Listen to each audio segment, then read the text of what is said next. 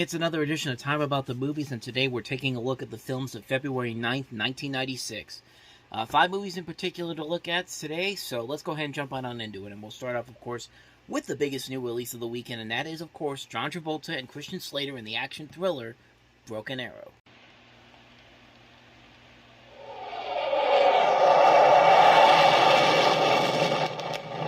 At 1,250 miles per hour, nothing can catch it. Go 7, this is Command. How do you read? Command, we got you loud and clear. Roger that. At 400 feet above the ground, nothing can track it. Approaching enemy radar. Switching to stealth mode. Over. And on a routine training mission somewhere over Utah. Confirmed. No radar contact. Looks like you boys are in God's hands now. Hell, the payload we're carrying, we are God. A Renegade B-3 stealth bomber dropped its nuclear payload. AWACS Command, I'm showing 2 weapons down. What? Repeat, we've lost 2 nukes. Give me the Pentagon. Flash. What the hell is going on? Gentlemen, looks like we got a broken arrow.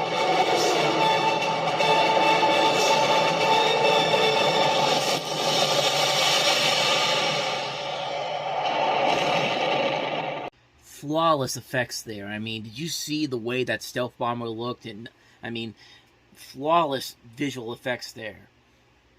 Yeah, that looked pretty bad even for 1995 when that came out. It's just like, yeah, that looks pretty bad. And I mean, I guess they figure it's just a teaser trailer. Just do the best you can, and that's what they had to deal with. And not only that, you gotta love how this was kind of the time period where they kept using the same score from Alien 3 all the time in these action movie trailers. And, yeah, it's a very interesting trailer, nevertheless. And the movie itself is okay. It's not the greatest movie ever. It's not a great action movie overall, but it is still a pretty solid movie. This is John Woo who directed this movie. This is actually, I believe, the first movie he did Actually, I take that back. I was going to say it was the first one he did in America, but he did Hard Target before that one.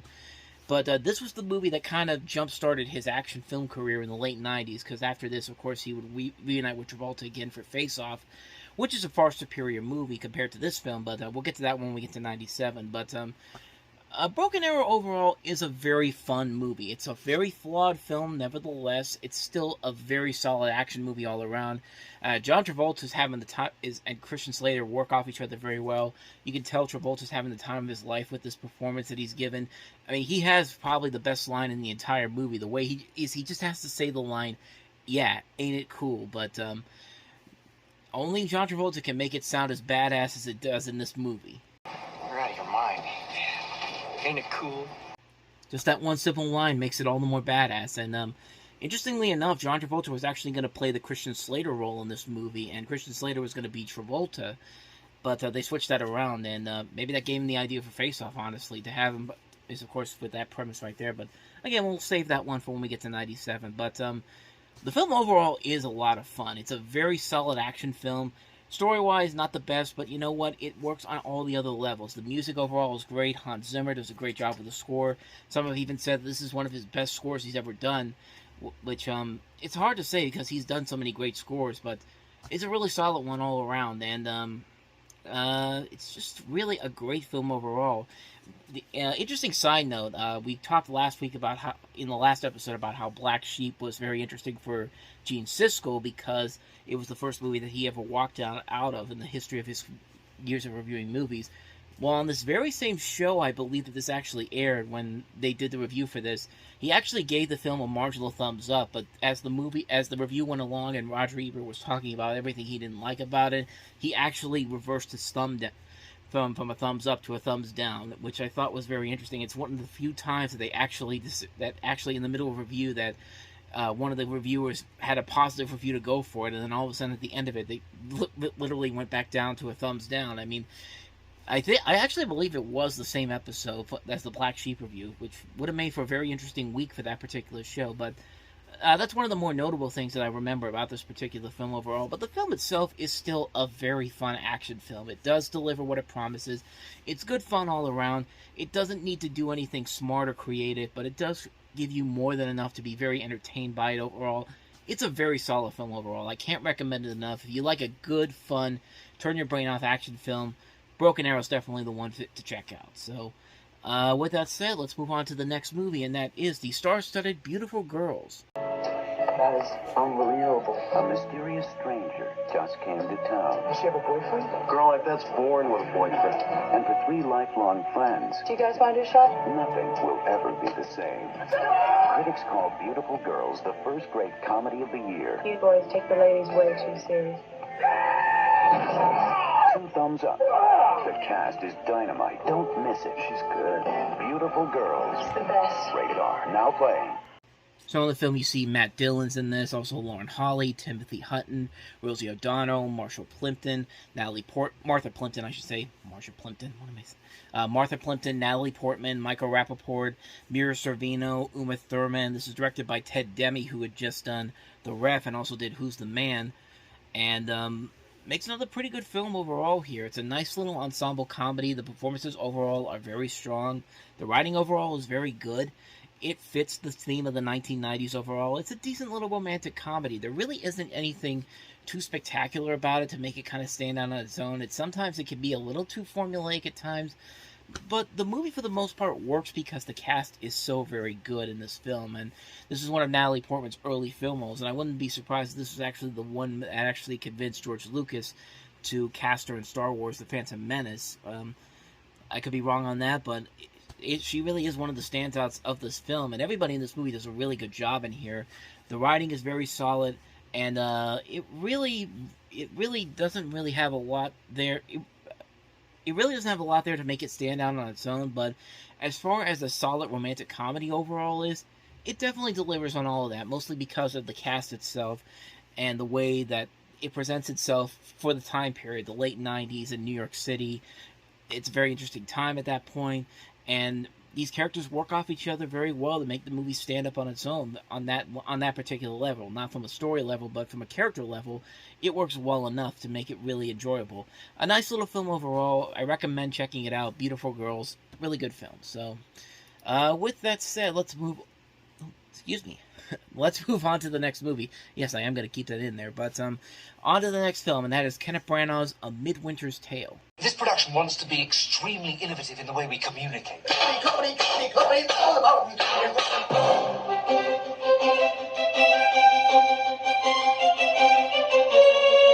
Or as Box Office Mojo calls it, A Midwinter's Tale, when it's actually called In the Bleak Midwinter. And it's a British romantic comedy written and directed by Kenneth Branagh. Many of these roles in the film were written for specific actors, and this is the first film that Branagh had ever directed that he did not appear in. He has had a couple of other films where he doesn't appear in it, but this was actually the first one that actually was that film. And you follow this out-of-work actor who has this monologue about his slow decline into depression. In an attempt to beat his depression, he volunteers to save his sister's local church from land developers for the community by putting on a Christmas production of Hamlet, somewhat against the advice of his agent, played by Joan Collins. The cast he assembles are still available even at Christmas and prepares to do it on a profit-sharing basis. And he cannot expect and does not get the cream of the cream. But although they all bring their own problems and foibles along with them, something bigger starts to emerge in the perhaps aptly named Village of Hope. The film encapsulates the hilarious and heartbreaking struggle of actor versus situation versus life, and often versus each other. It's shot in black and white mainly for artistic effect. And as you can tell, I'm reading this off of the Wikipedia page because I really knew nothing about this movie before I even did the research for it. I didn't know Kenneth Branagh actually did it. I never even knew it even existed. So, needless to say, I obviously have not seen it, so I can't really say if it's good or not. It's got some pretty decent reviews overall, and the concept seems like it could be something pretty interesting, like a behind-the-scenes mockumentary type of feel to it. Good cast overall in here. Joan Collins. You also have Julia Sawalha, Jennifer Saunders from Absolutely Fabulous, Patrick Doyle, some notable names in here if you follow British for entertainment. It looks like it could be something that could be pretty decent. I mean, I'm not saying it's anything. I'm not going to say too much because I haven't seen it, but my interest is kind of intrigued on this one. So, anyway, that's A Midwinter's Tale. Now let's take a look at the documentary Heidi Fleiss, Hollywood Madam. Fleiss was convicted of 3 counts of pandering, which carries far harsher penalties than prostitution itself. You can make big money real fast. There was young, pretty girls around, and a lot of rich men.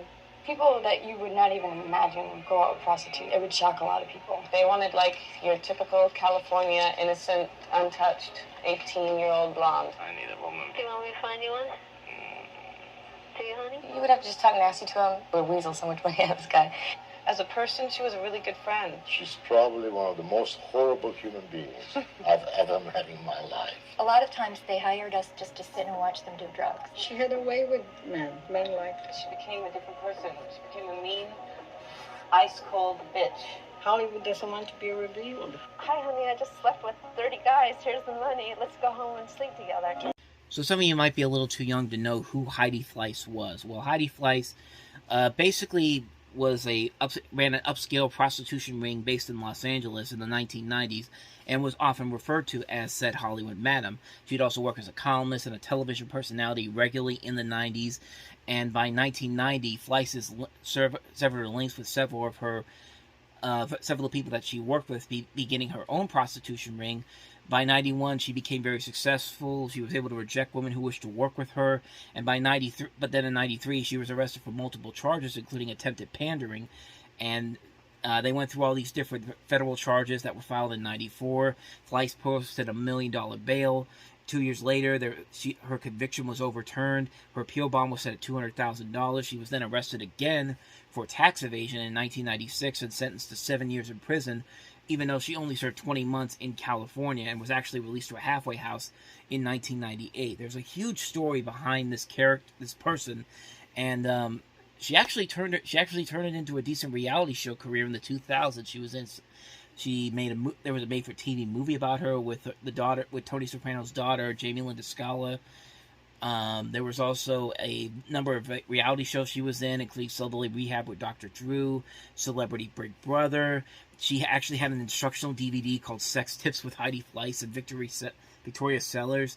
I mean, there's a lot behind this story, and there's a lot of intriguing things about this particular person, and it definitely shows in this documentary. I like the way that this film doesn't really make Heidi Fleiss either the hero or the villain in this. You have to really decide on who this person really is. And that was kind of the point of the movie. The director of this, Nick Broomfield, attempted to discover if Fleiss truly is a horrible person and what made her that way. And the film does a kind of a good job of making you want to think about it yourself. Like, is this person really as bad as everyone made it out to be? Or is there something more about this person that we don't really know about that's actually kind of the thing that made her want to do it this way? And it's a very intriguing documentary, to say the least. This is a very captivating story. Even if you don't have a huge knowledge of who this person was, you can watch this movie and really question whether or not this person was really who she really made herself out to be. It's a very intriguing little documentary that doesn't give you the straightforward answers you want for something like this. And I think that's actually what makes it kind of work that way. It's a very intriguing film overall, and it's a very intriguing documentary that I'd highly recommend checking out.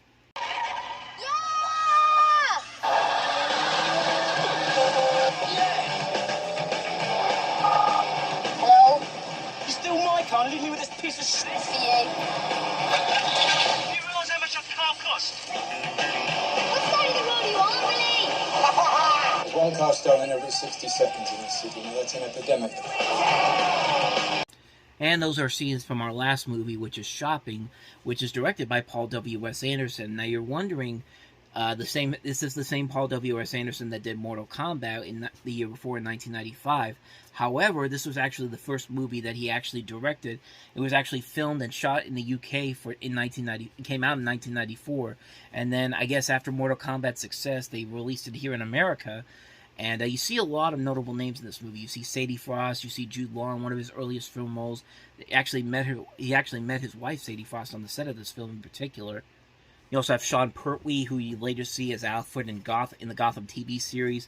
Sean Bean's also in this. Jonathan Pryce is also in this. Jason Isaacs is also in this. The film has this very unique look to it that's kind of reminiscent of something like Blade Runner in Gotham City. That's one of the reviews of this movie actually called it. It looks very slick. I don't really know for sure about the movie itself because I haven't seen the film, But from the trailer, the rest of the trailer that I saw for this actually looked pretty promising. Like, it looked visually interesting, kind of reminiscent of something like Dark City, which went on to become this cult film in the 90s, and we'll get to that one eventually when we get to 98, but it looks visually interesting on that level. I don't really know too much else about the movie itself. You basically have a story about British teenagers who indulge in joyriding and ram raiding, and that's pretty much everything everything I know about this movie, per se. But I don't know, my interest is kind of peaked on it. Maybe one day I'll definitely check it out. But that came out this weekend in America, so I'll cover it here. So that is shopping for you from Paul W.S. Anderson. So on that note, we wrap up this edition of Time About the Movies. Next time we meet, we'll look at the films of President's Day weekend 1996. 4 movies in particular, 4 notable films, honestly. We have Adam Sandler with his second film after Billy Madison, Happy Gilmore. The Muppets are back with a new film, Muppet Treasure Island, featuring Tim Curry. Al Pacino stars in City Hall along with Bridget Fonda. We also have Ellen DeGeneres and Bill Pullman starring in the comedy Mr. Wrong. So 4 movies to look at next time. We'll delve into those on the next episode. But until then, thank you very much for watching, and if you want to see more videos like this, please hit the playlist on the next page, check out the previous episode, and I will see you guys tomorrow for another episode. So thank you guys for watching, I'll see you next time, and until then, as always, take care.